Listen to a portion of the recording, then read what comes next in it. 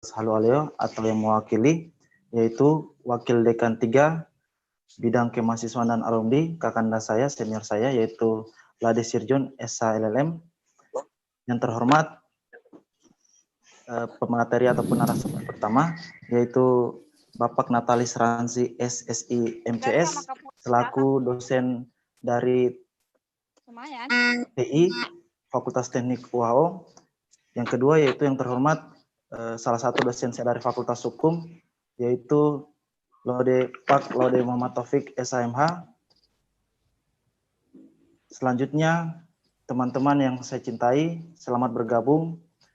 Puji syukur kita panjatkan kehadirat Allah Subhanahu wa taala, karena berkat rahmat dan karunia kita dapat berkumpul di tempat yang sederhana ini, yaitu dalam bentuk virtual untuk melaksanakan kegiatan sosialisasi webinar Pemira UHO 2020. Selanjutnya, tidak lupa pula kita panjatkan salawat serta salam kepada Nabi kita, Muhammad SAW, karena berkat perjuangannya, karena berkat sebuah pengalaman yang dia telah lakukan, kita telah diantarkan kita dari zaman penuh kebodohan ke zaman penuh ilmu pengetahuan seperti sekarang ini. Oke, karena kebetulan saya selaku Ketua DPM ditunjuk sebagai moderator dalam kegiatan sosialisasi terkait Pemira UHO ini, mungkin saya langsung mempersilakan kepada Bapak Natalis Ransi, SI MCS, untuk menjelaskan seperti apa sih metode pelaksanaan e-voting Pemira untuk UHO 2020 ini, karena seperti kita ketahui bersama bahwa saya buka dulu mungkin, Pak. Oh, astagfirullahaladzim, ya Allah. Dibuka dulu. Untuk sebelum itu, saya serahkan kepada Wakil Dekan 3 saya untuk membuka acara. Pak Lade Sirjon, SHLLM, saya persilakan. Ini maklum Ketua DPM-nya masih muda ini, jadi suka terburu-buru. Mau izin Pak Wadek, tidak putar lagi di Saraya kah? Saya sudah siapkan Pak Wadek. Tidak. Kita mutar dalam hati saja Mas Indonesia Raya, karena ini di Zoom juga biasanya suaranya mengambang kemana-mana. Baik, terima kasih. Senior saya, Mas Tri, Wakil Direktur Vokasi, Bidang Kemahasiswaan dan Alumni, sahabat saya yang selalu menjadi partner dalam kegiatan internal maupun eksternal, Pak Natalis. Rasanya sudah hampir 10 tahun kebersamaan kita urus Pemira ini. Siap. Pak Taufik, saudara, sahabat, sekaligus adik saya di Fakultas Hukum, saudara Ketua DPM, adik-adik sekalian, peserta sosialisasi pada kesempatan sore hari ini. Assalamualaikum warahmatullahi wabarakatuh. Waalaikumsalam warahmatullahi wabarakatuh. Salam sejahtera, Om Swastiastu, salam kebajikan. Puji syukur senantiasa kita panjatkan kehadirat Allah Subhanahu wa taala, Tuhan yang Maha Esa, atas segala limpahan rahmat, taufik, hidayah dan anugerahnya kepada kita sekalian, sehingga pada kesempatan sore hari ini kita masih diberikan kesehatan untuk sama-sama mengikuti kegiatan sosialisasi meskipun melalui media virtual. Tapi tentu yang kita harapkan adalah apa yang menjadi tujuan dari kegiatan ini bisa terlaksana dengan baik dan tercapai dengan maksimal. Tak lupa kita menyampaikan salam taslim kepada junjungan kita Nabi besar Muhammad Rasulullah SAW atas berkat perjuangan beliau, sahabat, keluarga, dan kita semua umatnya, sehingga kita masih bisa menikmati segala kenikmatan di dunia fana ini. Ada beberapa hal yang ingin saya sampaikan. Yang pertama, tentu seharusnya yang menyampaikan kata pembuka atau pengantar dan membuka kegiatan ini adalah Bapak Dekan, tapi dari awal sudah kami komunikasikan karena kegiatannya di hari libur dan sore hari beliau tidak bersedia, maka diwakilkan kepada saya untuk membuka. Yang kedua, saya ingin sampaikan bahwa sebetulnya kegiatan sosialisasi ini untuk di Fakultas Hukum itu dijadwalkan diselenggarakan pada 2 minggu yang lalu. Tetapi karena soal teknis, soal ketersediaan semua infrastruktur panitia termasuk ketersediaan materi sosialisasi, saya kira baru dibuka pada hari Rabu kemarin. Maka kemudian kita mengambil kesimpulan pelaksanaannya hari Sabtu, Minggu, atau Senin.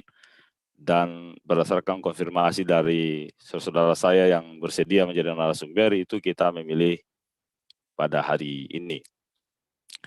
Yang ketiga, esensi daripada kegiatan ini yang paling kita harapkan adalah yang pertama bahwa mahasiswa Fakultas Hukum pada khususnya dan mahasiswa UHO pada umumnya bisa mendapatkan penjelasan lebih detail rinci berdasarkan pengetahuan dan skill yang ada dari tim ahli di bidang IT dan di bidang hukum tata negara mengenai dua hal, yaitu bagaimana cara pelaksanaan e-voting Pemira pada tahun ini karena merupakan hal yang baru bagi mahasiswa baru dan hal yang baru juga bagi mahasiswa lama karena perubahan sistem pelaksanaan sebagaimana yang diselenggarakan 3 tahun terakhir. Dan yang kedua, kita berharap bahwa kegiatan ini bisa memberikan edukasi kepada seluruh mahasiswa, terkhusus mahasiswa hukum, ketika kelak mendapatkan hal-hal yang menurut saudara tidak sesuai dengan semestinya, itu bisa melakukan proses keberatan melalui mekanisme hukum yang sudah disiapkan oleh Universitas Halu Oleo. Jadi saya sangat berharap kepada saudara saya, 2 orang saudara saya yang ahli di bidangnya masing-masing untuk bisa memberikan pemahaman dengan sangat sabar, karena bagaimanapun kita harus menyadari bahwa kalau hanya dibagikan video, kadang-kadang ada yang tidak bisa memahami dengan seksama. Oleh karena itu Fakultas Hukum, meskipun sudah ada video dan link yang disebarluaskan, tapi kami tetap berinisiatif untuk menyelenggarakan sosialisasi supaya pemahamannya lebih matang lagi. Yang terakhir, saya ingin menyampaikan pesan kepada semuanya, kepada mahasiswa, agar bersemangat di dalam menyalurkan hak politiknya, hak suaranya, karena bagaimanapun sesuai dengan tema kita, semakin sehat demokrasi yang kita jalankan, maka jaminan untuk menghasilkan pemimpin lembaga yang berkualitas, berintegritas, dan amanah itu sangat terbuka. Maka juga sebaliknya, jika demokrasi yang kita jalankan tidak sehat, maka pemimpin yang kita hasilkan adalah pemimpin dari proses kepura-puraan. Oleh sebab itu, saya menghimbau kepada semuanya untuk menyalurkan hak aspirasi politiknya dengan baik, dengan semangat, sambil berdoa bahwa yang terpilih kelak, baik pimpinan lembaga kemahasiswaan fakultas maupun pimpinan lembaga kemahasiswaan universitas adalah mereka-mereka yang memiliki integritas, mereka-mereka yang memiliki kompetensi, dan mereka-mereka yang memiliki sifat yang amanah. Itulah yang bisa saya sampaikan pada kesempatan sore hari ini. Kalau ada kekurangan mohon dimaklumi dan dimaafkan. Dengan ucapan Bismillahirrahmanirrahim, kegiatan sosialisasi Pemilu Raya UHO tahun 2020, saya nyatakan saya buka dengan resmi.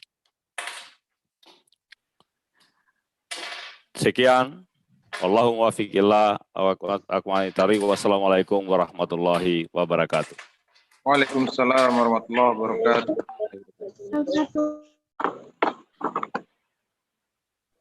Oke, jadi itulah penyampaian ataupun sambutan Al-Fatihah.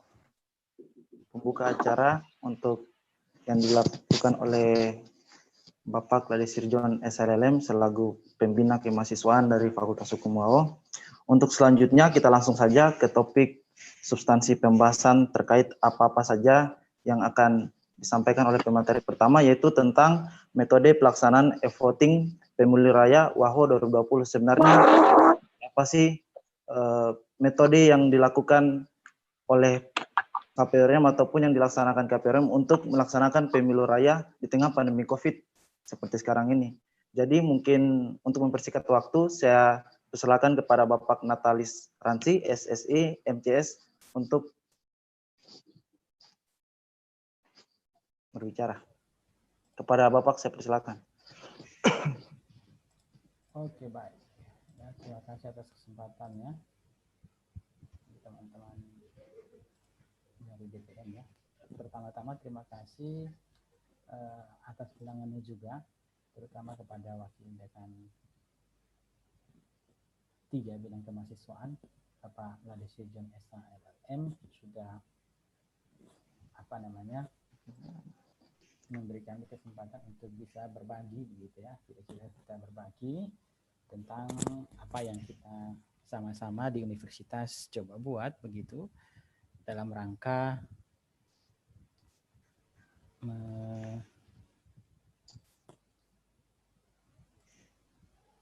memastikan bahwa periode kelembagaan kemahasiswaan di tingkat universitas maupun di tingkat fakultas itu tetap berjalan meskipun kita berada di kondisi pandemi seperti ini. Kira-kira begitu. Ya, jadi saya di sini secara pribadi nanti beberapa hal teknis mungkin itu mewakili saya dari sisi bidang keilmuan, informatika maupun ilmu komputer saya. Beberapa pernyataan. Kemudian secara umum juga saya ini hanya mewakili teman-teman dari tim terutama yang dipercaya tahun ini untuk menyusun kerangka ataupun rekayasa perangkat lunak yang akan digunakan dalam proses pemira ini. Ya, mungkin yang akan kita diskusikan juga itu terbatas hanya apa yang menjadi fitur utama atau modul yang untuk sisi mahasiswa, karena aplikasi pemira ini akan secara holistik, secara keseluruhan itu ada beberapa fitur ya yang dikembangkan. Yang ini kita berbicara dari sisi end user, dalam hal ini penggunanya adalah pemilih itu ya. Kalau penggunanya yang lain itu kita tidak bahas di sini. Begitu kira-kira ya, ada mahasiswa ya. Sebelumnya ini saya membantu ada 80 mahasiswa ya. Setelah itu itu pengantar ya. Kemudian juga yang terhormat, terima kasih juga kepada narasumber kedua dalam hal ini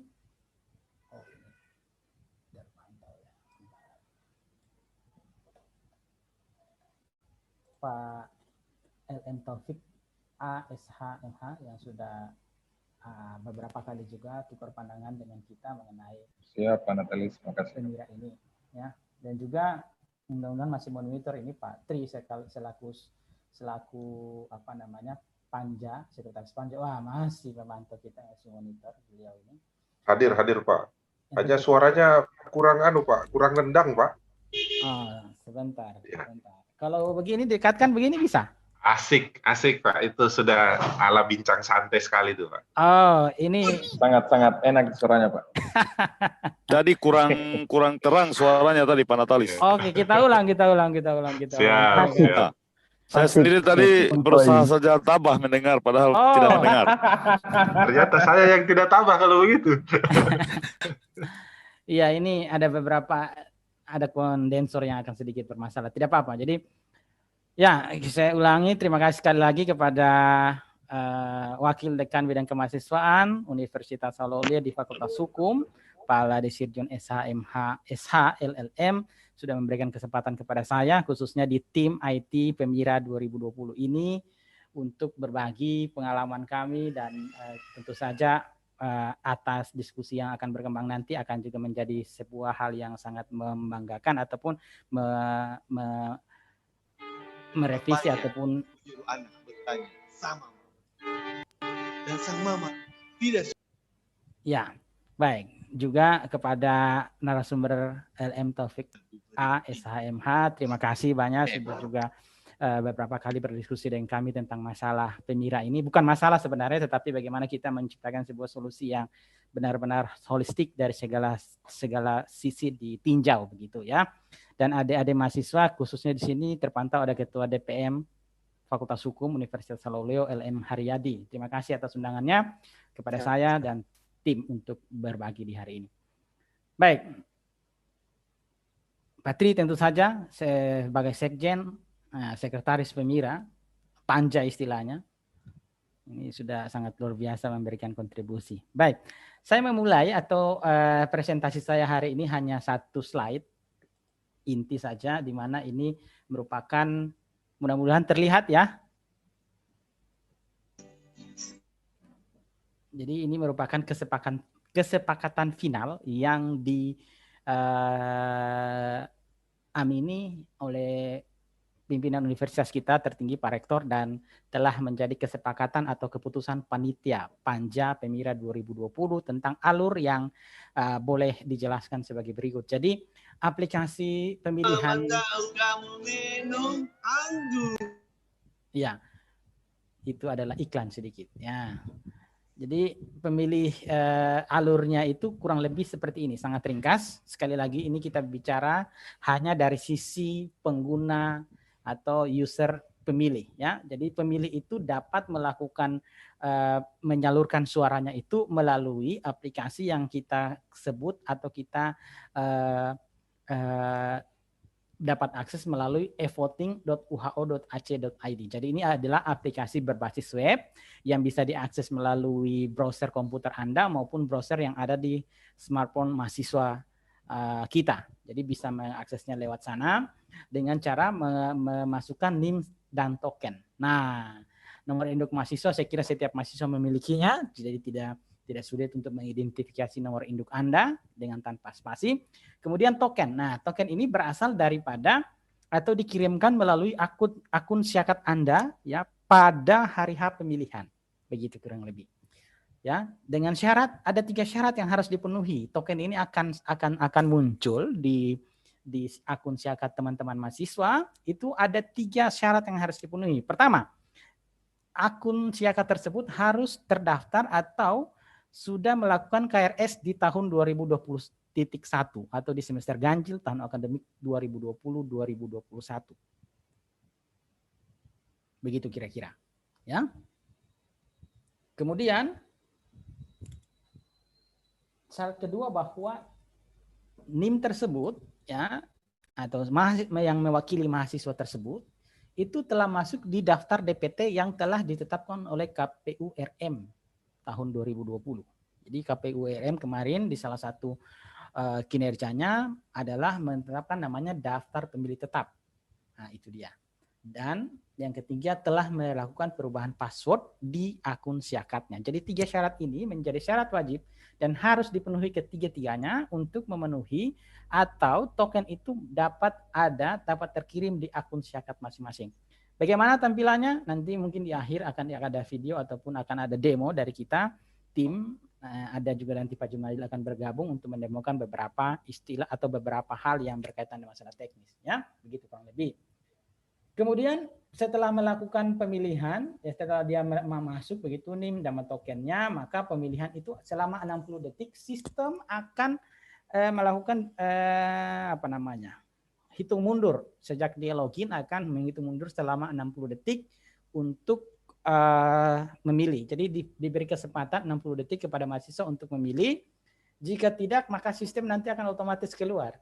Nah, sistem akan otomatis keluar, tetapi jangan ragu ketika mahasiswa belum memilih, hak suaranya tetap ada. Ya, hanya dia perlu melakukan login kembali dengan menggunakan NIM sama token yang telah dipakai tadi. Ya, ketika itu dipakai maka di login maka berhasil begitu ya, NIM sama tokennya berhasil dipakai, maka selama 60 detik sistem akan mempersilahkan Anda memilih yang pertama calon ketua BEM universitas, dalam hal ini pasangan calon, dan kedua ada namanya anggota MPM universitas, Dan ketiga ada namanya calon atau pasangan calon ketua BEM fakultas Anda. Dan yang terakhir Anda akan memilih calon ataupun anggota DPM tingkat fakultas. Nah setelah itu Anda log out dan setelahnya itu boleh selesai. Saya kira cukup singkat dan hampir semua mungkin mahasiswa telah mengerti alurnya. Nanti akan ada juga video Patria. Dari tim sudah membuatkan video, tapi untuk di awal ya saya hanya bisa mengantar sampai di sini untuk memberikan untuk diskusi awal atau hal awal yang bisa kami bagikan di diskusi kita di sore hari ini. Begitu Pak moderatornya, siapa tadi? Ketua DPM-nya. Terima kasih atas kesempatannya. Itu dulu yang bisa saya sampaikan di awal ini. Nanti akan ada demo ataupun beberapa hal apakah di pertengahan nanti atau di ujung. Mungkin untuk saya waktunya terima kasih sampai di sini dulu. Ya, terima kasih.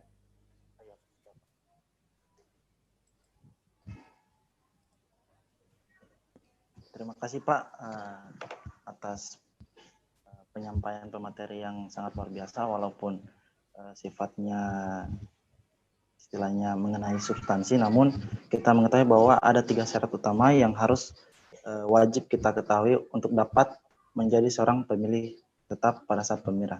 Untuk selanjutnya saya serahkan mungkin kepada pemateri kedua, kakak saya, abang saya, Laude Muhammad Taufik SHMH, untuk menjelaskan apa-apa saja terkait mekanisme dalam melakukan keberatan atas hasil pemira WAHO.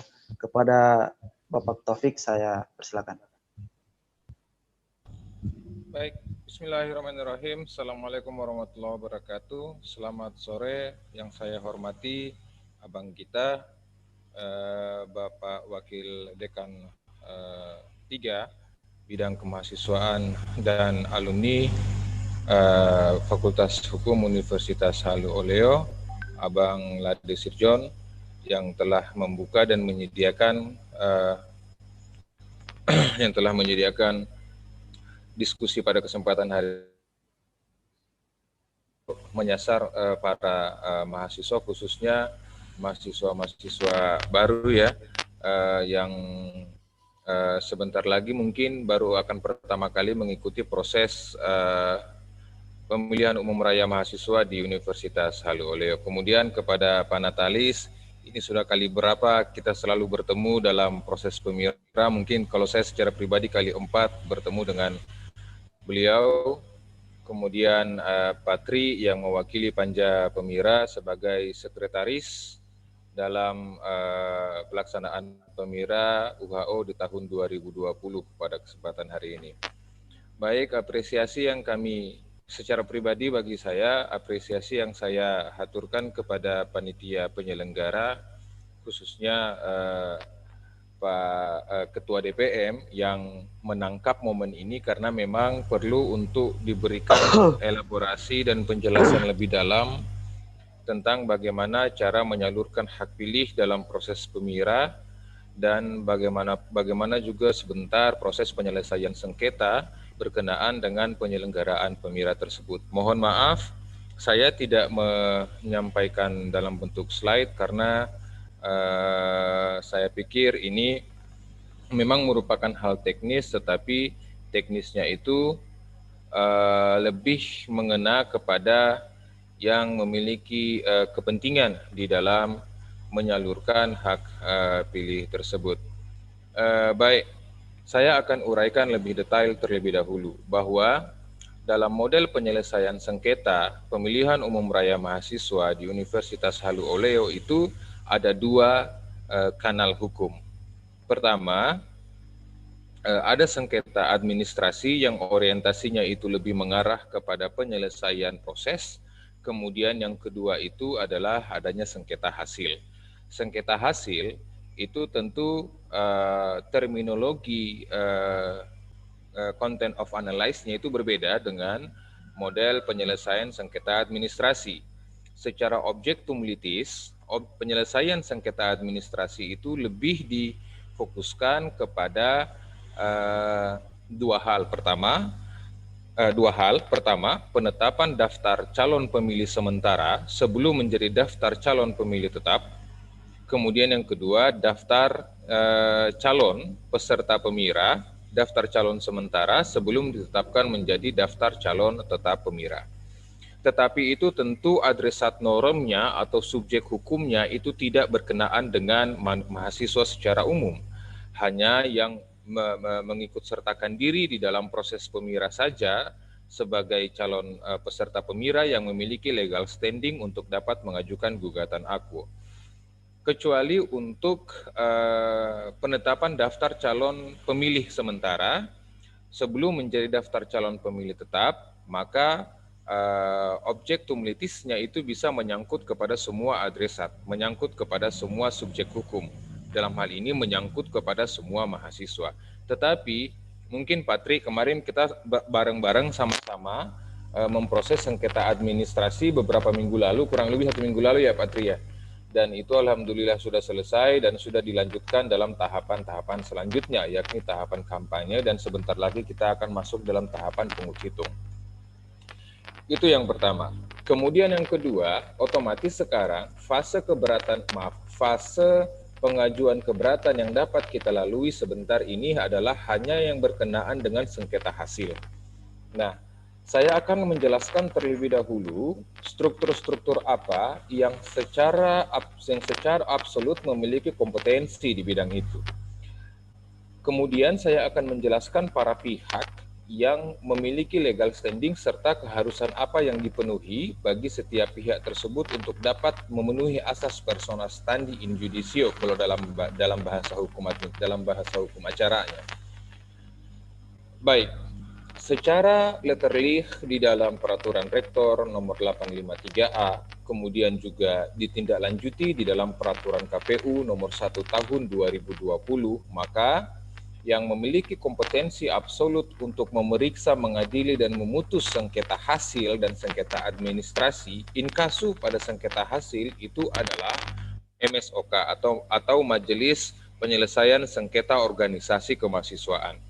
Format kelembagaannya memang sengaja untuk dikonstruksi layaknya badan peradilan yang diberikan fungsi untuk menyelesaikan sengketa-sengketa politik.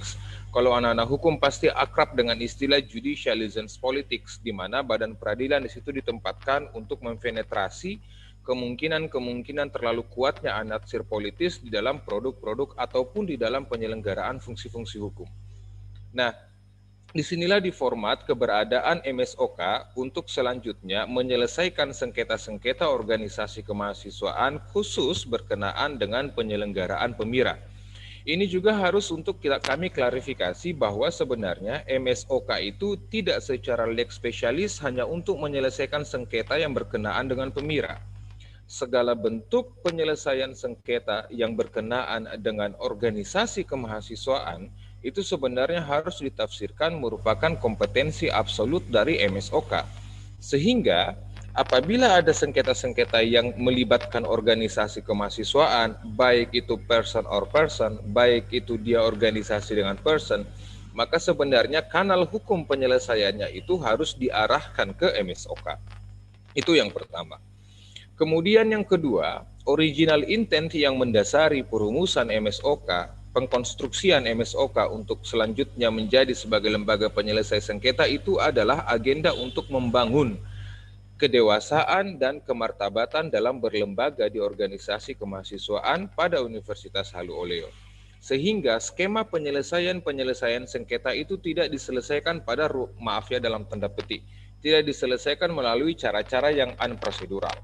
Ini sebenarnya adalah upaya untuk membangun organisasi kemahasiswaan di UHO menuju ke arah yang mengadopsi sistem modernitas negara hukum.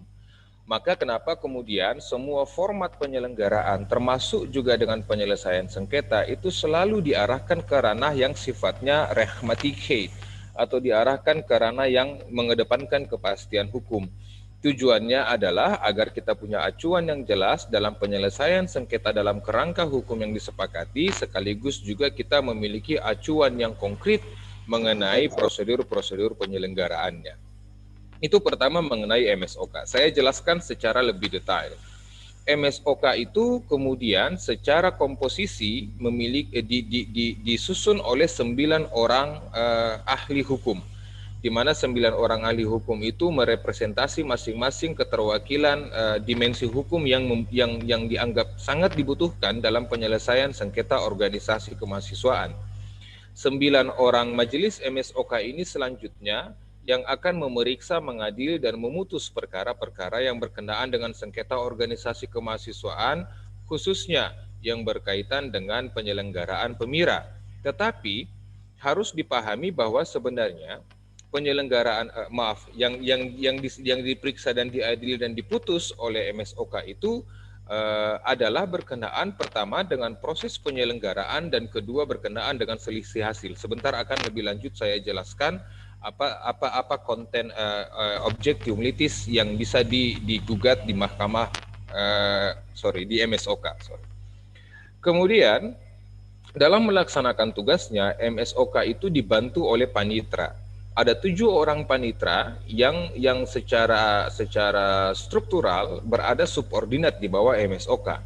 Panitra inilah yang selanjutnya akan membantu kerja-kerja majelis untuk memeriksa, mengadili, dan memutus, termasuk mengatur jadwal, penyelenggaraan sidang, dan membantu majelis untuk memvalidasi alat-alat bukti, baik itu bukti surat, kemudian keterangan saksi dan keterangan ahli yang akan disampaikan di muka persidangan.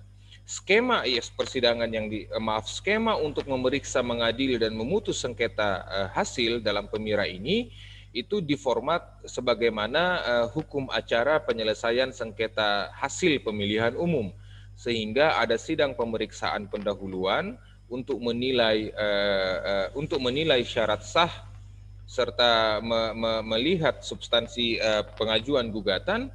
Kemudian ada sidang pemeriksaan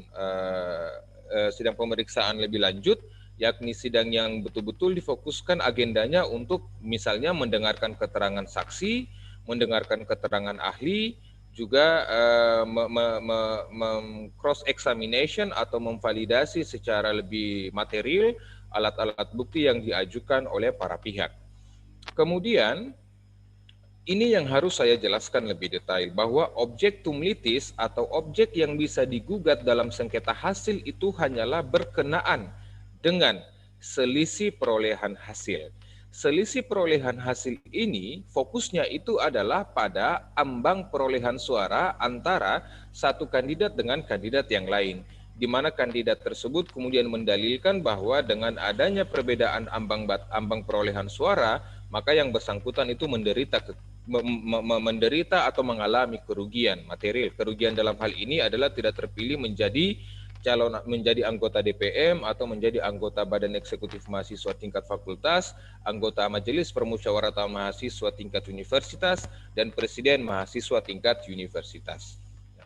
Oleh karena itu, yang dapat bertindak sebagai adresat di sini sebagai subjek hukum dalam hal penyelesaian sengketa hasil itu adalah hanya para calon anggota, para peserta PEMIRA.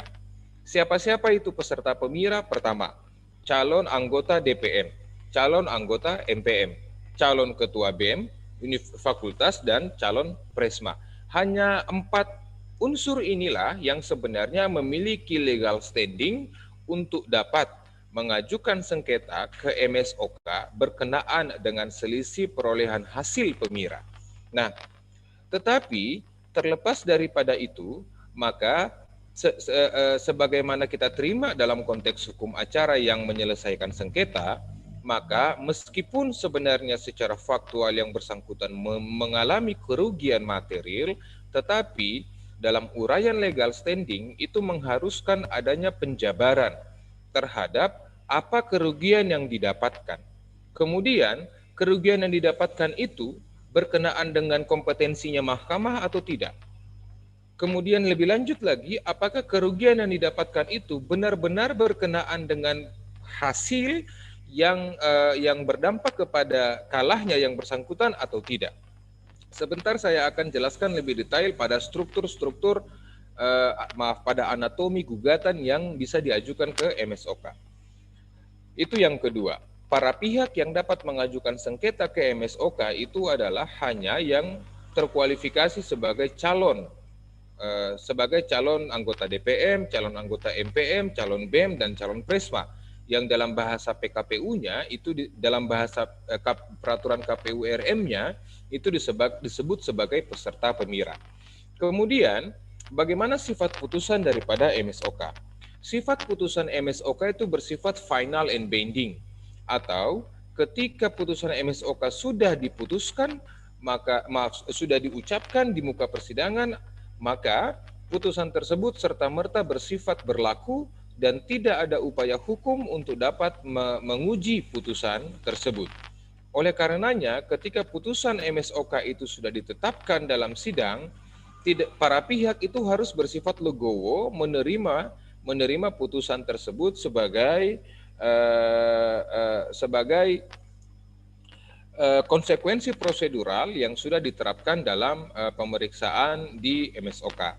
Nah, selanjutnya yang akan saya uraikan itu adalah anatomi dari gugatannya. Maaf, saya tidak menyediakan melalui slide karena tadi ada kesalahan teknis pada perangkat saya. Pertama, dalam setiap gugatan itu setidaknya memuat beberapa anatomi. Pertama, yang dimuat itu adalah identitas para pihak. Identitas para pihak ini menyebutkan pertama nama, kemudian tempat tanggal lahir, agama, dari fakultas mana, dan yang bersangkutan merupakan peserta pemira dalam konteks apa.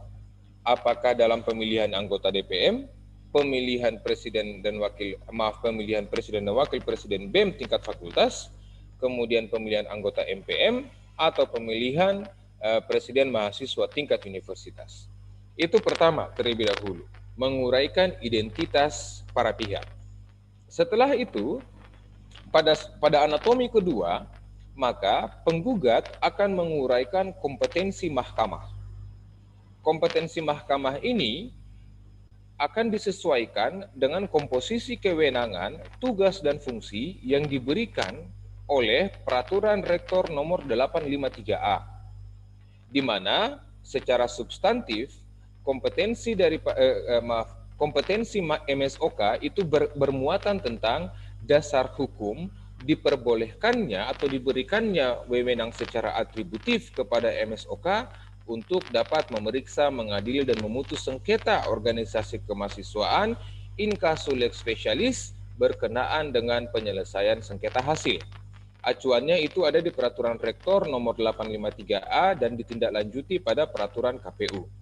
Kemudian, uraian legal standing ini yang paling penting. Baik, karena ini mahasiswa hukum semua, saya akan jelaskan dengan menggunakan terminologi hukum ya. Karena bagaimanapun juga cepat atau lambat apabila kalian umur panjang tidak ada halangan akan bertemu dengan kami pada mata kuliah hukum acara dan hal ini pasti akan sering kalian temui. Bahwa legal standing atau legal to sue itu sebenarnya adalah kompetensi seseorang, hak seseorang untuk dapat mengajukan kepentingannya dalam persidangan. Legal to sue atau legal standing itu sebenarnya mendeskripsikan kondisi di mana seseorang itu memiliki hak untuk dapat meminta peradilan memutuskan kepentingannya. Dalam hukum itu ada asas-asas yang berbunyi persona standi in judicio.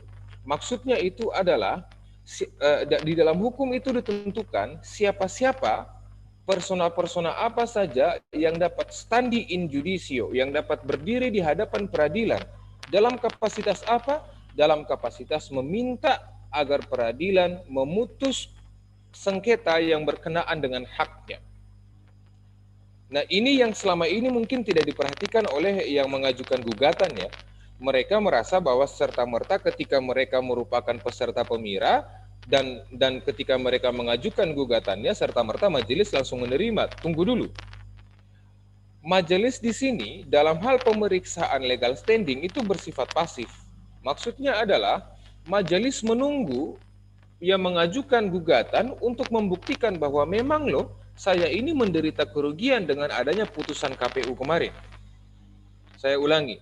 Persona standi in judicio itu menandakan bahwa yang bersangkutan memiliki hak yang dilanggar, yang atas karena hak itu, maka persona tadi berdiri di depan pengadilan untuk meminta penyelesaian kepentingannya. Maksudnya adalah, dalam konten yang ketiga di surat gugatan, itu setiap pihak wajib untuk menguraikan legal standingnya, apa kerugian yang didapat. Apa kerugian yang didapatkan dengan keputusan KPU yang menetapkan perolehan suara? Kalau tidak bisa kalau tidak bisa menguraikan kerugiannya, maka mohon maaf, jangan meminta majelis untuk memutus. Karena majelis hanya akan bisa memeriksa, mengadili, dan memutus perkara kalau basis legal standingnya terpenuhi. Kalau kemudian yang bersangkutan mengajukan gugatan, tetapi legal standingnya dianggap tidak terpenuhi, maka majelis tidak memiliki dasar untuk bisa memproses lebih lanjut.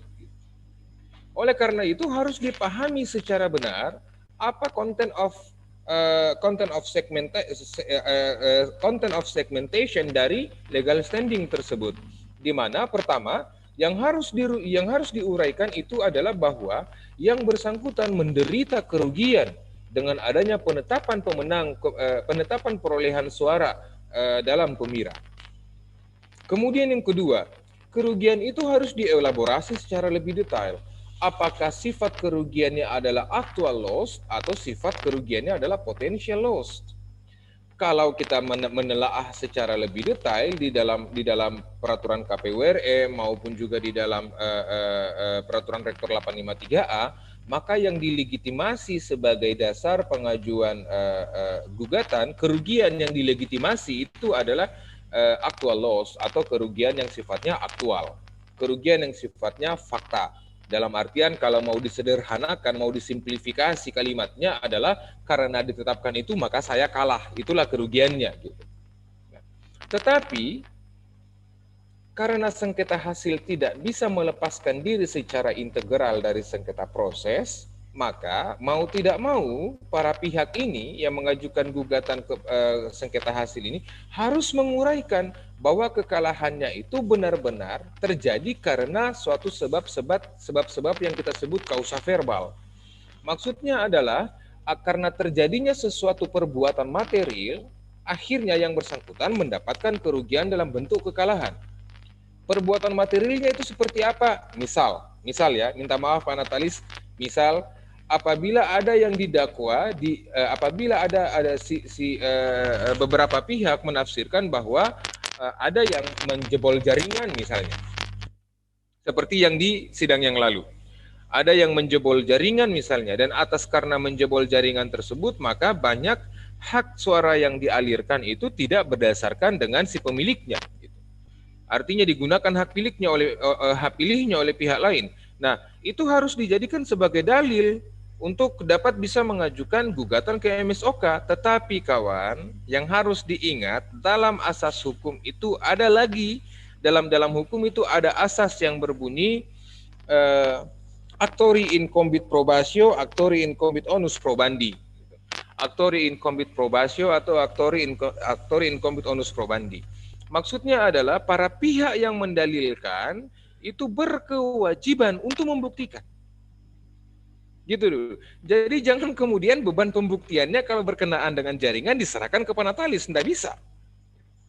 Karena pada dasarnya yang dalam hukum itu siapa yang mendalil dia yang membukti. Tanggung jawab pembuktian itu melekat kepada yang mendalil. Misal, saya mendalilkan ada kecurangan di mana kecurangan itu berbasis pada jaringan misalnya. Saya harus membuktikan secara detail bahwa memang terjadi kecurangan di dalam jaringan. Misalnya, ada yang menggunakan akun ganda lah, atau ada yang menggunakan penjebol jaringan lah, atau segala macam lah secara teknis gitu. Jadi saya harus membuktikan itu untuk memperkuat dalil saya. Yang keliru selama ini adalah para pihak melimpahkan beban untuk membuktikan kecurangan kepada orang yang tidak tahu kecurangannya bagaimana. Gitu. Dilimpahkan ke Panatalis, sementara Panatalis hanya bertanggung jawab untuk menyelenggarakan pemilihan, bukan untuk mengetahui adanya kecurangan atau tidak. Gitu. Meskipun dalam persidangan, Panatalis boleh diminta sebagai saksi ahli untuk mengklarifikasi apakah memungkinkan terjadi kecurangan, apakah dalam trackingnya itu kemudian ditemukan ada kecurangan atau tidak, itu boleh saja. Tetapi bukan berarti tanggung jawab pembuktian atau beban pembuktian kemudian adresatnya bergeser atau subjek hukumnya bergeser kembali kepada penyelenggara.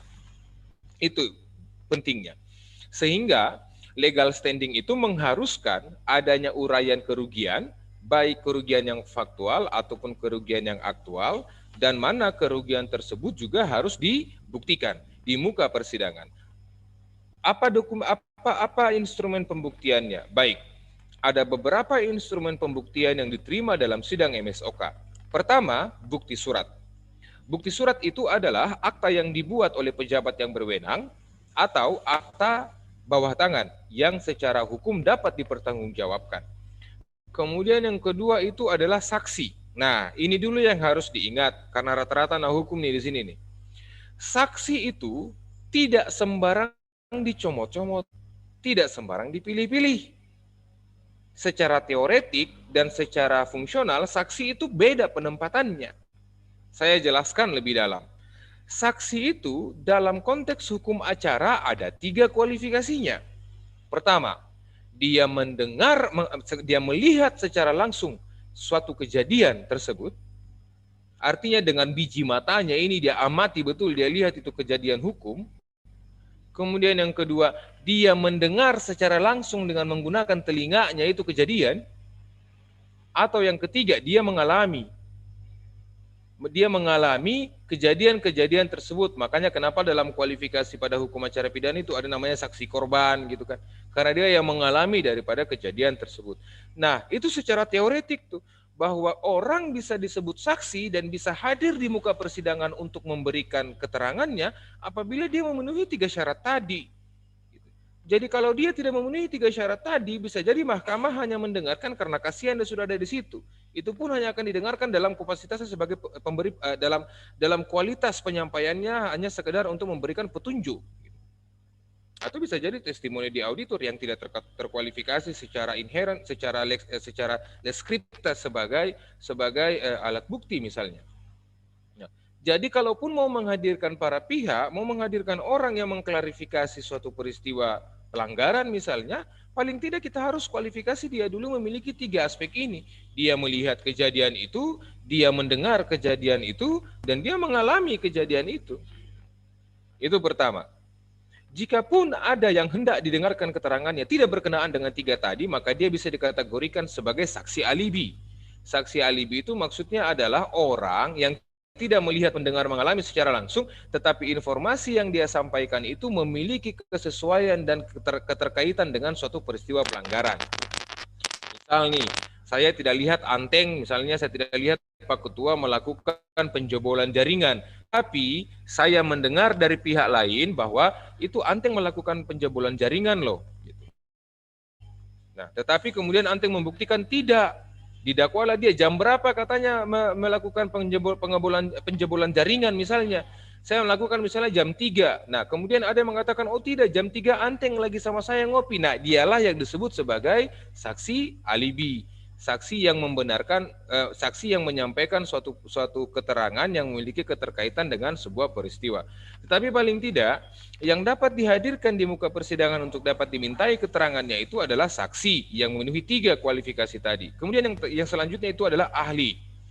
Ahli ini adalah orang-orang yang karena pertama pengetahuannya, kedua jabatannya, ketiga pengalamannya diterima di muka persidangan untuk menyampaikan keterangan. Makanya kenapa berkali-kali saya sering bertemu dengan Pak Natalis dalam sidang. Karena Pak Natalis lah orang yang betul-betul menguasai sistem dalam pemira ini. Jadi atas pengetahuan beliau, atas jabatan beliau, dan atas pengalaman beliau lah, beliau hadir di muka sidang untuk menyampaikan pengetahuannya, bukan penilaiannya. Ini yang selama ini salah ditafsirkan, bahwa ahli itu hanya untuk menyampaikan pengetahuannya, tidak berkenaan dengan judes fakti, tidak berkenaan dengan fakta-fakta hukum. Itu selanjutnya. Kemudian setelah legal standing, yang diuraikan selanjutnya itu adalah fundamentum petendi. atau posita. Nah, apa materinya posita? Posita itu berisikan tentang uraian kronologis maupun dalil-dalil yang mendasari sampai akhirnya gugatan tersebut dilayangkan ke mahkamah. Saya ulangi, bahwa fundamentum petendi atau kita sebutnya saja posita lah, menguraikan tentang dalil-dalil atau rangkaian peristiwa yang dapat menggambarkan kronologis terjadinya gugatan tersebut. Sebagai contoh, dalam ketika tanggal 9 kemarin ada yang ada misalnya saya kandidat nih, saya kalah misalnya ketika saya mau mengajukan gugatan, saya menguraikan bahwa pada tanggal 9 pukul sekian misalnya saya tengah berjalan menuju ke tempat ini. Setelah berjalan ke tempat ini, saya bertemu seseorang yang mana seseorang itu memberitahukan ke saya bahwa ada kelompok yang memaksakan orang lain untuk memilih kelompok tertentu misalnya. Nah, setelah itu saya datang ke sana kemudian menemui bahwa memang ada orang yang memaksakan untuk memilih calon tertentu. Nah, itulah yang disebut dengan fundamentum petendi, rangkaian peristiwa yang menggambarkan alur kejadian pada sebuah peristiwa yang tengah digugat gitu.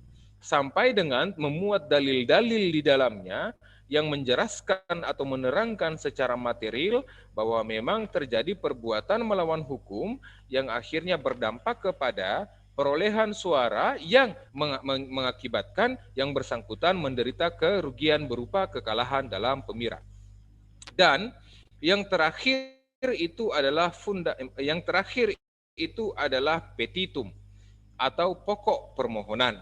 Nah, pokok permohonan sebenarnya tidak usah terlalu panjang kali lebar kali tinggi. Kebanyakan dokumen yang kita terima itu permohonan seperti orasi, seperti berpuisi. Padahal tidak seperti itu.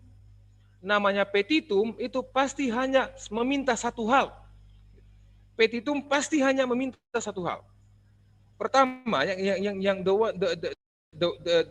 one and only yang diminta itu hanya satu. Pertama, yang diminta adalah berkaitan dengan membatalkan keputusan KPU nomor sekian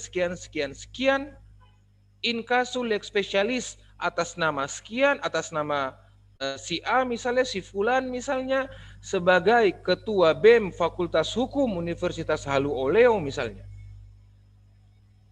Jadi hanya itu yang diminta. Petitum itu langsung in concreto menyebutkan langsung apa yang dia minta karena uraiannya sudah selesai di fundamentum petendi. Sudah selesai di posita. Petitum itu hanya meminta satu, membatalkan penetapan KPU RM nomor sekian tentang penetapan pemenang pemilihan umum raya mahasiswa Universitas Halu Oleo tahun 2020 in casu lex specialis atas nama misalnya Laude Muhammad Taufik sebagai pemenang pemilihan umum raya untuk BEM Fakultas Hukum Universitas Halu Oleo misalnya. Itu saja yang diminta, tidak usah lagi berpanjang kali lebar putar-putar. Karena itu sebenarnya justru menggeserkan petitum, sifat petitumnya, gitu. Menggeserkan sifat apa yang pokok yang diminta. Gitu.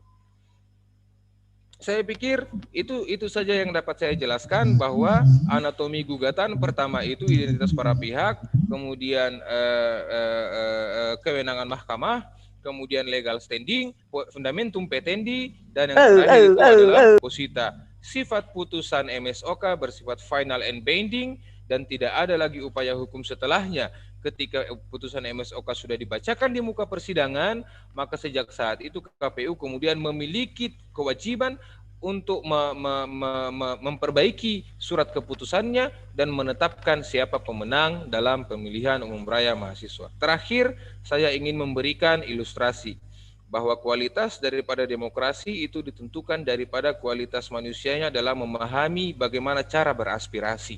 Sehingga berbahagialah, bersenang-senanglah, berpesta poralah dalam demokrasi yang tengah kita bangun.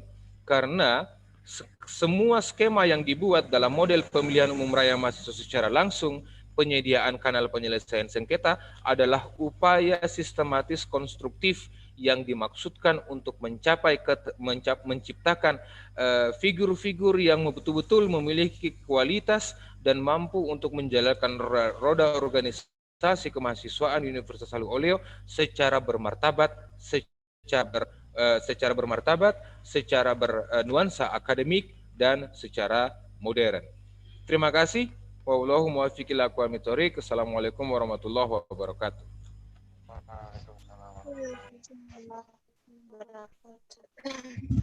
Oke, jadi itulah pemaparan dari kakanda saya, dosen saya itu Lode Muhammad Taufik SMH. Jadi untuk mempersingkat waktu karena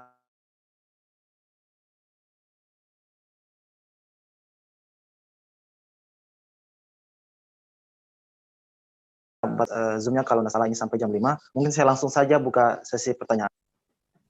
Saya langsung buka sesi pertanyaan.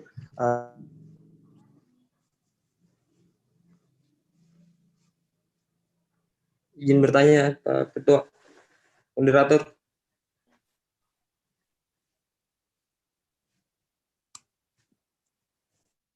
Cukup 3 pertanyaan. Oh, ada yang menelpon. Kalau dia tidak mau bertanya, jangan ditanya, Pak. Jangan dipaksa, Pak.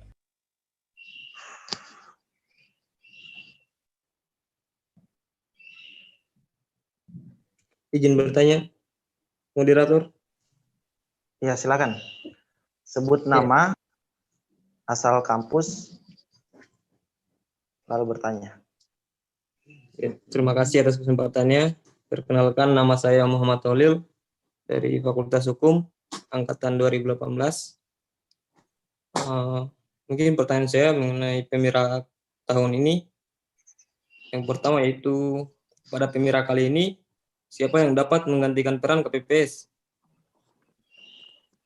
Lalu apa bedanya mengakses jaringan dari dalam kampus dan dari luar kampus? Dan bagaimana mengantisipasi agar tidak terjadi kecurangan pada Pemira tahun ini?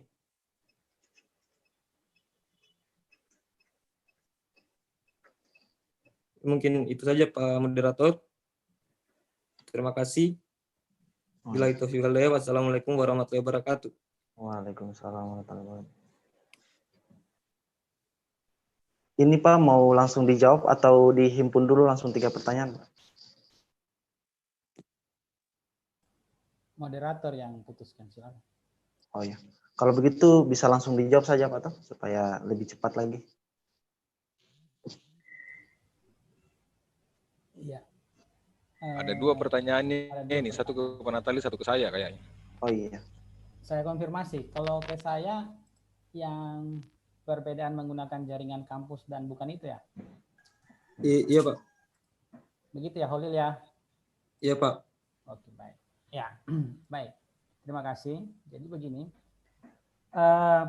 ketika kami diminta untuk merancang sebuah sistem, artinya dalam Undang-Undang ITE itu kami disebut, mudah-mudahan saya tidak salah ini, teman-teman hukum, saya ya Pak, ya Pak. juga membaca Undang-Undang ITE itu yang menjadi rujukan kami dalam menyelenggarakan beberapa hal. Yang pertama bahwa kami di situ berarti berperan sebagai penyelenggara sistem elektronik. Nah, yang kedua gimana? Halo? Bahwa kami... Suaranya kurang kedengaran lagi Pak Natalis. Oh, siap. Kalau begini, halo, tes. Mantap Pak, mantap. Itu mantap. Ya. Jadi kami sebagai penyelenggara sistem elektroniknya, dalam hal ini penyelenggara sistem pemiranya, kalau di internal kita kami itu di-SK-kan ya, di-SK-kan sebagai tim untuk merancang kemudian mengimplementasikan sampai di hari H mengawal dari sistem penyelenggaranya atau sistem elektroniknya. Nah, untuk itu kami memutuskan beberapa desain arsitektur yang boleh dipakai ya. Karena kita memiliki sumber daya yang mencukupi menurut penilaian kami, ya, menurut keahlian kami setelah melakukan analisa begitu, bahwa secara perangkat keras, ya perangkat keras komputer, ya keberadaan server dan seterusnya, itu kita fasilitas kita, sumber daya kita ada begitu untuk melayani sistem Pemira ini. Dan akhirnya kami putuskan bahwa server dan segala perangkatnya itu kita menggunakan punya universitas. Ya, artinya apa? Artinya secara fisik servernya itu berada di kampus kita. Dalam hal ini di salah satu ruangan yang telah ditetapkan infrastruktur teknologi informasinya. Nah, pertanyaannya sekarang adalah, kan ini dilakukan secara jaringan, dalam jaringan istilahnya kalau kita kenal saat ini, daring dalam jaringan. Makanya itu untuk mengakses dia punya dua cara. Ya, cara pertama melalui istilahnya lokal, dan kedua dia disebut dengan istilah publik. Artinya bahwa dia punya dua cara akses, dan itu memang memungkinkan di arsitektur yang dirancang. Dia diakses melalui lokal, dan dia diakses melalui publik. Publik ini kita sering mengenalnya dengan istilah internet. Jadi servernya Pemira itu bisa diakses melalui internet, artinya bahwa melalui provider apa saja bisa diakses, dan yang kedua tadi, atau yang pertama tadi, diakses melalui jaringan lokal kampus. Nah, kedua metode ini tidak mengakses dua server yang berbeda, tetapi satu server yang berbeda, satu database yang sama, satu aplikasi dan database yang sama. Artinya dia hanya memiliki dua opsi untuk diakses, tetapi mengakses satu kesatuan, satu server, yakni server Pemira. Sehingga perbedaan apa perbedaannya? Perbedaannya kalau Anda menggunakan jaringan kampus, dalam hal ini ketika pemilihan itu Anda berada di lingkungan kampus dan terkoneksi dengan jaringan lokal kampus, maka kemungkinan untuk sampai di server tadi, data Anda itu mungkin akan lebih cepat dibanding Anda menggunakan misalnya public. Public ini karena tergantung provider Anda pakai apa. Apakah salah satu provider Telkomsel atau Excel atau apapun, tergantung provider yang Anda pakai. Nanti pada akhirnya dia akan terkoneksi ke server yang sama dengan jaringan lokal tadi. Jadi kalau masalah perbedaan hanya pada saat kita mengakses itu menggunakan jaringannya siapa. Kalau menggunakan lokal berarti menggunakan jaringan fasilitas yang kita siapkan di universitas. Yang saat ini sudah sampai di fakultas-fakultas yang kita di kampus baru khususnya. Dan kalau menggunakan publik berarti dia menggunakan paket data ataupun paket datanya itu dikirim menggunakan sebuah provider, tergantung provider apa yang Anda pakai. Di situ saja perbedaannya, tetapi apa yang diakses, kapan diakses, server akan mencatat pada satu server saja. Begitu kira-kira. Kalau misalnya saya bisa menjelaskan atau menganalogikan lebih simpel begitu. Terima kasih, Pak. Ya, untuk peran KPPS secara otomatis saya jawab sepintas saja bahwa peran itu diambil alih oleh sistem. Begitu kurang lebih. Karena pengaktifan oleh tadi seperti yang saya sampaikan di awal presentasi saya tadi, bahwa token itu memenuhi 3 unsur tadi dan lain sebagainya itu diambil alih oleh sistem. Ya. Kalau kemarin masih ada peran KPPS untuk mengaktifkan token, sekarang peran itu diambil alih oleh sistem. Nanti lebih jelasnya itu mungkin Pak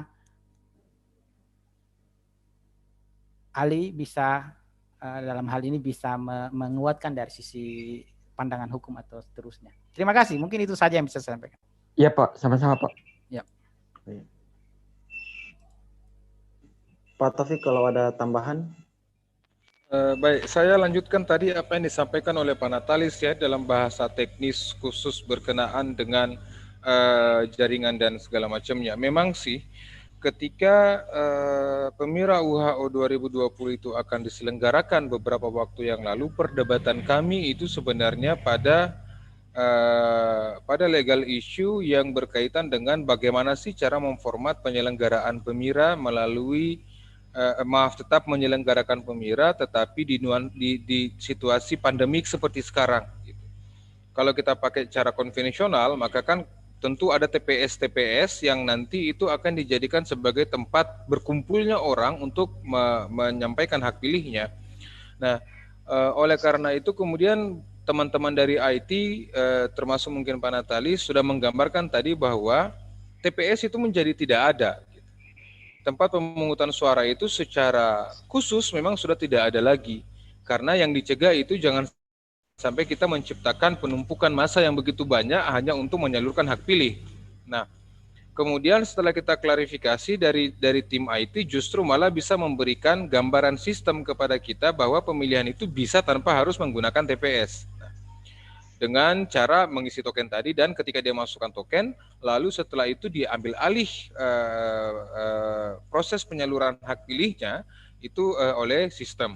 Nah, oleh karena itu di dalam peraturan KPU kemudian kita merevisi. Jadi kalau misalnya dibandingkan antara peraturan KPU nomor 1 tahun 2019 dengan peraturan KPU nomor 1 tahun 2020, itu kontras perbedaannya adalah di situ. Di mana penyelenggara itu memang tetap dari KPU RM, tetap dari Bawasra, Panja, dan lain-lain. KPU RM, Bawasra, Panja, tetapi domain kerjanya itu menjadi berbeda. Salah satu bentuk perbedaannya itu adalah ada di situ disebut sebagai operator teknis. Operator teknis ini adalah pihak yang kemudian secara delegatif membantu penyelenggara dalam hal melakukan pemungutan suara. Nah, tim teknis inilah kemudian yang dijelaskan oleh Pak Natalis tadi, gitu. Jadi kenapa sampai KPPS tidak ada? Ya karena TPS-nya sudah tidak ada, digantikan oleh sistem. Kalau ditanya lagi, kenapa sampai tidak ada TPS-nya? Ya karena kita dalam pandemik sekarang. Kita berupaya semaksimal mungkin untuk menghindarkan potensi penyebaran daripada COVID-19 melalui misalnya penumpukan massa di depan ruang TPS hanya untuk sekedar menyalurkan hak pilih. Padahal kita bisa mencari alternatif lain yang sudah digambarkan oleh Pak Natalis tadi. Jadi secara hukum dan administrasi sebenarnya itu sudah memenuhi asas rehmatikheit, sudah memenuhi asas kepastian hukumnya karena sudah diakomodir perubahan tersebut, mekanisme tersebut pada peraturan KPU RM nomor 1 tahun 2020 tentang tata cara dan tentang tahapan dan tata cara penyelenggaraan pemira. Kurang lebih demikian Pak Moderator. Terima kasih. Terima kasih. Saya kira jelas ya jawaban dari kedua narasumber. Mungkin saya selanjutkan persilakan untuk adik Almah Ainia untuk bertanya. Baik, terima kasih Pak Moderator atas waktunya. Sama-sama. Mungkin saya mau bertanya kepada Bapak Natalis. Iya, silakan. Ini Pak, jadi kan tadi Bapak menjelaskan bahwasanya pemilihan pada saat ini kan dilakukan pada saat serentak Pak. Jadi mungkin fakultas lain, mungkin dari fakultas hukum, fakultas kedokteran mungkin dilakukan dalam satu waktu ya Pak. Nah, di sini yang saya mau tanyakan Pak, apakah dengan cara tersebut efektif Pak? Mungkin tidak adanya war jaringan atau mungkin tidak akan terjadinya lag Pak. Dan mungkin saya juga mau bertanya kepada Bapak bahwasanya bagaimana cara untuk mengantisipasi kalau umpamanya misal down-nya servernya down Pak. Mungkin cukup sekian Pak. Terima kasih. Assalamualaikum warahmatullahi wabarakatuh. Waalaikumsalam warahmatullahi wabarakatuh. Baik. Terima kasih. Saya langsung jawab saja atau gimana nih? Moderator silakan. Langsung dijawab saya Pak supaya. Oke, baik. Tadi pertanyaannya mengenai ketersediaan server ya. Ya, jadi itu juga yang di awal kami melakukan analisa maupun perancangan dibahas secara detail. Dan memang diputuskan atau telah disimulasi dan lain sebagainya bahwa dengan apa yang jumlah mahasiswa sekarang dengan kapasitas server yang kita miliki itu memenuhi syarat teknis untuk dilakukan secara serentak. Ya, itu yang pertama. Jadi kapasitas server yang dimiliki maupun kapasitas jaringan yang dimiliki oleh Universitas Hadaooleo saat ini tetap memenuhi syarat itu, ya, memenuhi syarat bahwa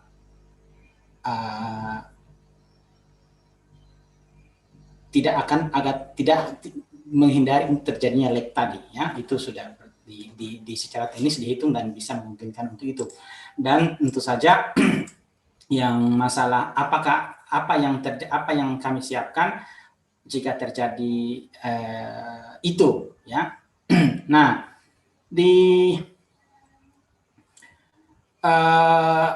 secara ini saya sampaikan bahwa kami itu sudah dan terus berupaya agar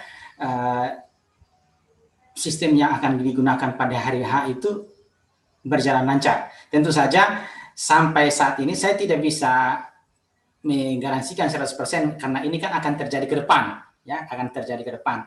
Dan jika pun akan ada terjadi lag yang luar biasa, maka beberapa hal juga sudah kami persiapkan. Misalnya ada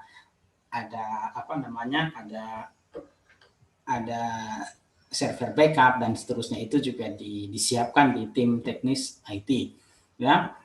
Nah, jadi ada semacam backup yang tentu saja setiap saat juga akan mengupdate beberapa hal, karena yang kami jaga adalah bahwa jangan sampai ada 1, 2 ataupun beberapa suara yang informasinya di tangan Anda sudah memilih tetapi di server tidak sampai. Itu yang selalu saja ataupun yang kami yakinkan, yang kami garansikan bahwa itu tetap terkumpul dengan baik di sebuah server dengan algoritma ataupun penyimpanan yang tentu saja ada aturan-aturan teknis, ya, yang bisa diselesaikan. Tentu saja saya tidak bisa memberikan secara detail bagaimana apa spesifikasi server, di mana spesifikasi server itu ada informasinya, tetapi tidak bersifat publik. Jika mau diakses silakan dikonfirmasi di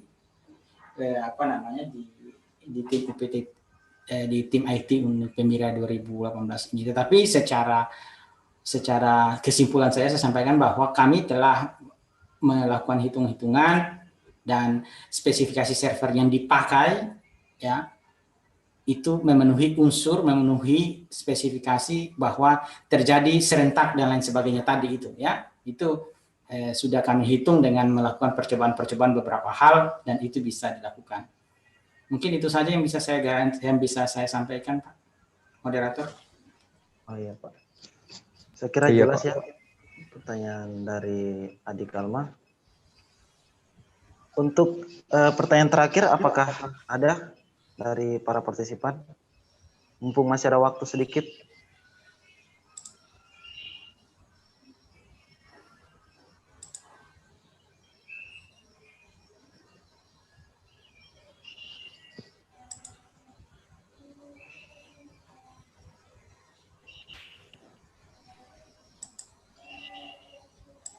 Sudah jelas ya? Jadi tidak ada pertanyaan.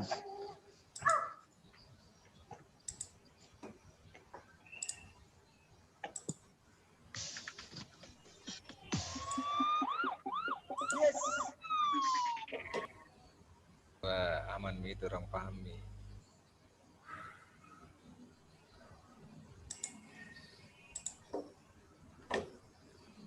Enggak ada ya?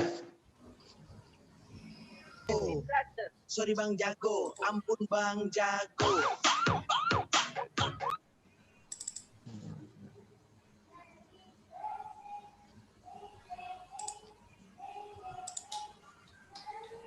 Jadi mungkin ini demo sedikit saja, ya. Jadi ketika nanti hari H itu, ya, seperti yang disampaikan bahwa aplikasinya itu berjalan di siakat uho.hid untuk memperoleh token, begitu kira-kira. Bentar, saya coba buka dulu untuk seperti yang saya janjikan tadi, kita demo saja sedikit, ya. Jadi seperti ini. Sorry. Mana tadi aplikasinya? Nah, ini untuk memperoleh tokennya. Jadi bisa, mudah-mudahan sampai sekarang akun siakat Anda masih terjaga dengan baik. Nah, seperti ini. Nanti tokennya itu muncul di sini. Nah, ini token, ya. Token yang muncul di sini, ini akan Anda pakai nanti untuk masuk ke sistem Pemira. Jika Anda tidak menggunakan internet kampus, pakai voting.uho.hid, Jika Anda pakai jaringan kampus, Anda pakai IP ini. Nah, bisa langsung di-feed saja seperti ini, ya.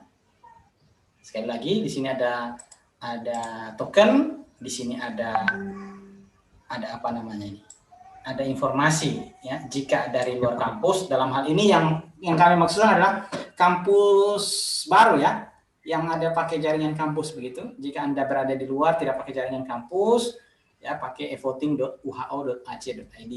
Jika Anda berada di kampus, ya pakai 192.168.0.153 aksesnya. Nah, klik saja seperti ini. Misalnya sekarang saya sedang berada di luar, nanti diarahkan ke sini. Kemudian kita pakai NIM yang tadi. Kemudian token yang sudah tertera di sini, ini bisa kita pakai dan kita masuk begitu. Nah, ini akan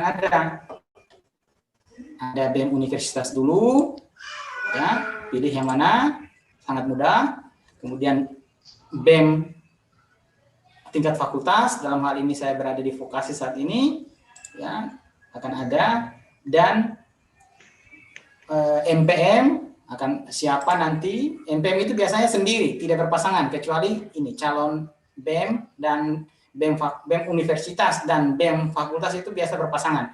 Ada pisang dan pepaya, ada ketua dan ada wakil ketua biasa, sedangkan untuk MPM itu biasa sendiri dan juga DPM itu biasa sendiri. Gambar burasa tidak ada, Pak? Ya? Gambar burasa. Gambar burasa nanti dicari sendiri, ya. Jadi kalau nanti tidak ada calonnya itu akan ada semacam semacam kotak kosong, nanti dipilih saja, nanti dicentang saja kotak kosong itu, ya, karena sebagai syarat nanti diketahui, ya. Itu yang kami rancang, hasil keputusan kami seperti ini. Jadi ada 4 poin, tetap akan ada ini, BEM universitas, BEM tingkat fakultas, MPM, dan juga DPM. Tetap akan seperti ini. Yang ini DPM yang terakhir sesuai dengan jurusannya. Jadi dia dari mana, gitu ya. Gitu. Dan di vote, nah akan ada konfirmasi. Apakah Anda yakin untuk memilih 1, 2, 3, seterusnya? Jika iya, yes. Jika tidak, no. Anda yes, itu dengan muncul seperti ini, ya, itu sudah ada bahwa Anda telah menyalurkan, surat Anda sudah tersalurkan, itu sudah tersimpan di sana. Ya, Anda ada keterangan Anda sudah memilih untuk periode saat ini. Begitu kurang lebih. Untuk logoutnya ada di ujung sini, logout, ataupun Anda tunggu sampai beberapa saat, nanti dia akan keluar sendiri. Kalau Anda tidak sempat atau lupa, ya, begitu kurang lebih. Jadi cukup simpel Anda menyalurkan suara, dan juga masalah lag-lag tadi yang ditakutkan tadi masih bersamaan, karena ini transaksinya itu kalau kita hitung, kalau Anda lihat tadi itu cuma 3 dia. Jadi pertama login, ya, transaksinya itu hanya 3 transaksi utama, itu sangat simpel untuk ukuran transaksi data. Jadi dan sangat ringan, kami sudah mengupayakan beberapa hal, itu sangat ringan untuk dieksekusi. Jadi kemarin kami digaransikan terjadi transaksi per detik lumayan sehingga dengan durasi kemarin waktu itu memungkinkan kalau memang ada 40.000 mahasiswa nanti akan menyalurkan suaranya. Begitu kira-kira. Moderator. Oh iya, Pak. Izin bertanya sebentar, Kak. Oh iya, silakan. Itu Pak, kalau untuk tokennya muncul pada saat jam 9 pas atau bagaimana? Ya, pada saat pemilihan, mulai dan berakhir.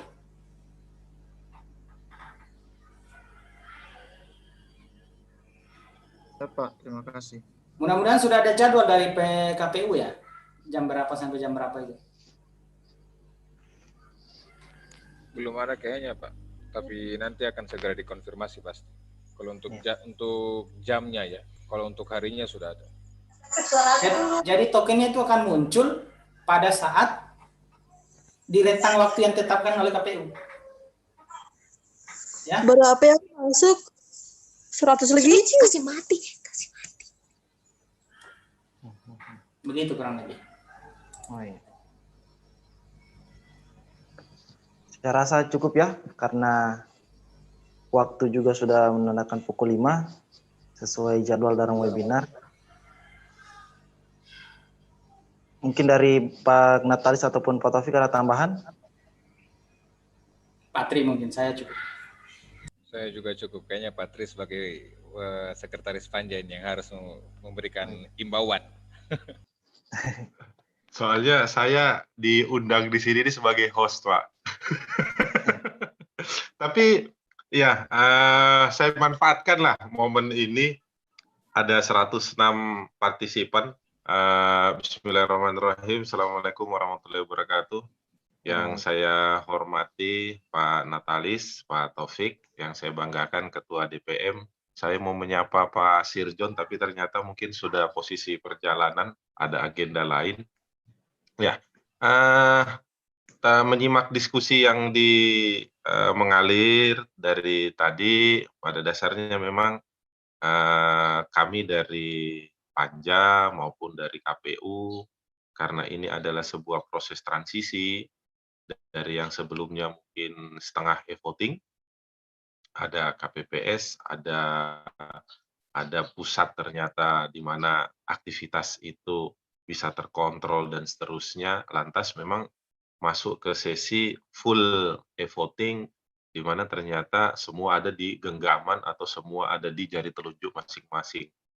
Nah, transisi inilah yang membuat akhirnya kami juga mencoba meraba bagaimana sosialisasi yang efektif, bagaimana komunikasi yang efektif, sampai ternyata bagaimana membuat akhirnya kondusif yang ada di Universitas Haloleo pas menjelang hari H, itu diusahakan bagaimana caranya agar tetap nyaman bagi semua pihak. Sehingga dengan diselenggarakannya acara ini sebenarnya kan kami sangat berterima kasih dari Panja, karena yang mempelopori adalah Fakultas Hukum, dan memang akhirnya semua dasarnya itu memang ada di ranah hukum. Apapun mungkin sesuatu yang terjadi, apapun sesuatu yang mungkin dilakukan, itu semua harus berdasar dari klausal-klausal yang mungkin yang sudah tertuang ataukah mungkin sudah disepakati melalui peraturan-peraturan tertentu, dan itu saja yang kita jadikan pegangan. Makanya mungkin dengan adanya diskusi pada hari ini diselenggarakan oleh Fakultas Hukum, pesertanya juga kebanyakan mungkin juga dari mahasiswa hukum, kami juga dari Panja bermohon kiranya informasi-informasi positif yang mungkin bisa dijadikan sebagai trigger yang didapat pada hari ini bisa disebarluaskan, bahwa sampai sejauh mana sih pandangan-pandangan hukum dengan istilah-istilah hukum yang mungkin teman-teman lebih ketahui ketimbang mungkin kami yang memang notabene bukan kebidangan kami, tapi kami berlandaskan dari aturan-aturan dari sisi hukum yang mungkin telah ditetapkan, sehingga ke depan mungkin tahun depan, 2 tahun depan lagi, kita masih tetap menggunakan sistem ini, selalu ada perbaikan-perbaikan, selalu ada mungkin kita belajar dari pengalaman. Harapannya seperti itu, dan saya yakin mahasiswa hukum, Fakultas Hukum mempunyai peran yang besar di situ, di setiap acara atau di setiap kegiatan pemira. Karena ending-endingnya, saya tidak terima, saya tidak mau dengan hasil itu. Ada ternyata prosedur seperti yang mungkin diceritakan tadi oleh Pak Taufik. Nah, proses-proses informasi seperti ini mencerdaskan para calon pemilih, memberi informasi bahwa kita punya hak suara dan bagaimana menyalurkannya, lantas pun kalau ternyata nanti di belakang ada ketidaksesuaian atau mungkin ketidakterimaan, bagaimana menyalurkan, bagaimana ternyata memporsikan dan seterusnya, sehingga dari Fakultas Hukum lah memang harusnya kita ini, proses ini semua itu bisa belajar dan bermuara. Jadi mungkin itu tambahan dari saya. Saya sangat mengapresiasi dari Ketua DPM Hukum yang telah mungkin berusaha dan berinisiatif untuk membuat acara ini, dan sekali lagi saya bermohon untuk teman-teman 100 sekian ini menjadi corong dari kecerdasan demokrasi yang ada di UHO, corong dari mungkin demokratisasi yang sehat di Universitas Saluk Oleo. Terima kasih. Billahi taufik walhidayah. Wassalamualaikum warahmatullahi wabarakatuh.